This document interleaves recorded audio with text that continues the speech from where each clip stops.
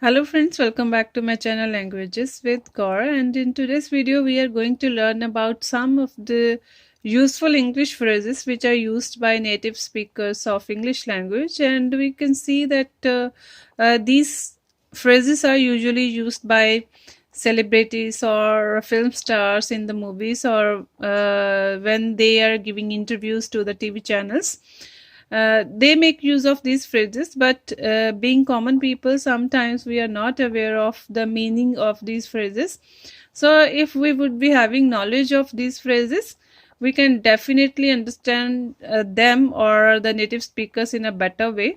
So, let's start. First one is be on pins and needles. Be on pins and needles. The meaning of this phrase is very anxious or nervous. A person is very anxious or nervous.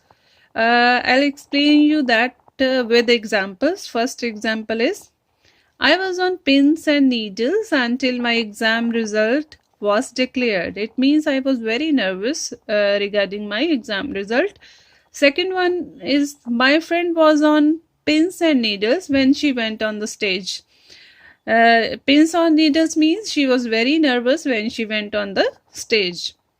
So instead of saying anxious or nervous, we can say that person was on pins and needles. Second is to go on extra mile. This is the very common phrase which we usually hear from the native speakers. To go the extra mile, meaning is to put in more effort than is expected. We are going to do something and we do lots of hard work and we want to tell this thing to other persons, that someone is making so many efforts. So we can say to go the extra mile. Here are the examples. We can say he was ready to go the extra mile to clear his exam with good score.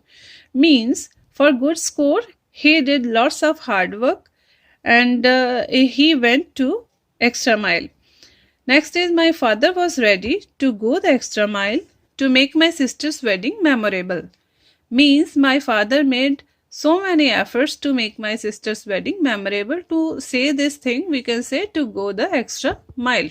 Next one is play devil's advocate. Play devil's advocate. That's quite interesting.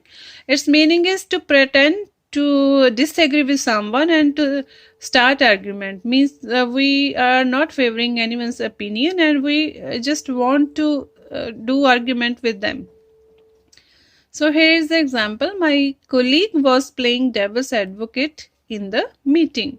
Means he was not in favor, but he wanted to start argument. Next is her partner always plays devil's advocate and never listens to her. Means that person always start the arguments. Next is heard from the grapevine. Heard from the grapevine. It means we have heard something, we got information from a gossip and not from a good source. That information is not from a reliable source.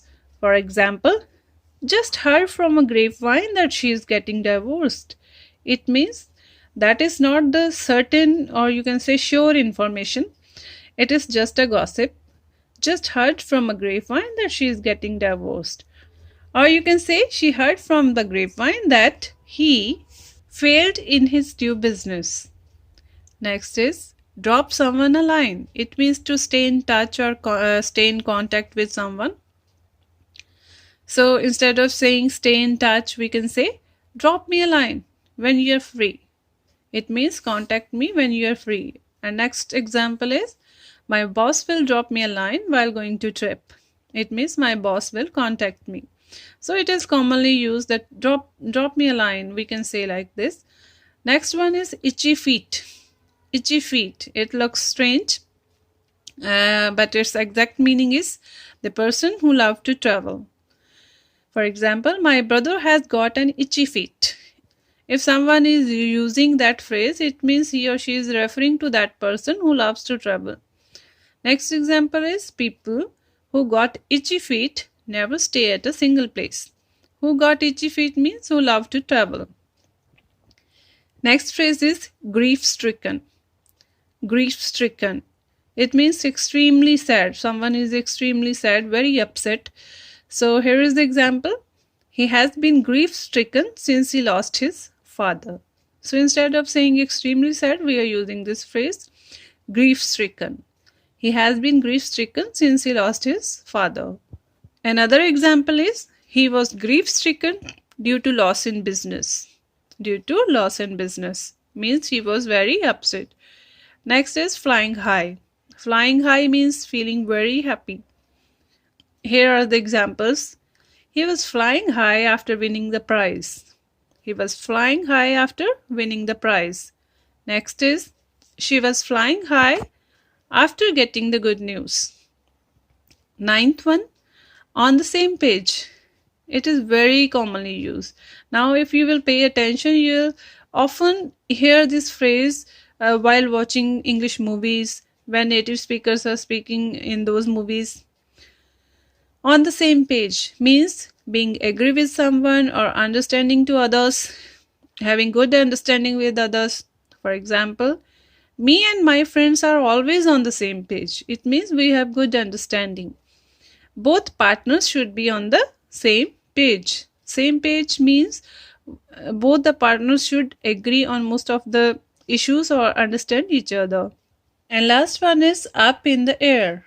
Up in the air means something is uncertain or something is not sure yet. For example, all the planes are still up in the air. All the plans are still up in the air means plans are just not decided and we are not sure about our plans. Next is news of his marriage is up in the air. Up in the air means that is not sure yet. It is uncertain. So news of his marriage is up in the air. So friends, these are the useful phrases which you can learn and make use of these phrases in your daily conversation so that you become habitual and you understand others when they are using these phrases. And you can also show your expertise or knowledge of advanced English if you learn these phrases. So watch this video, learn these phrases, keep on watching and subscribe to my channel for more such videos related to English language or English learning. Thanks for watching.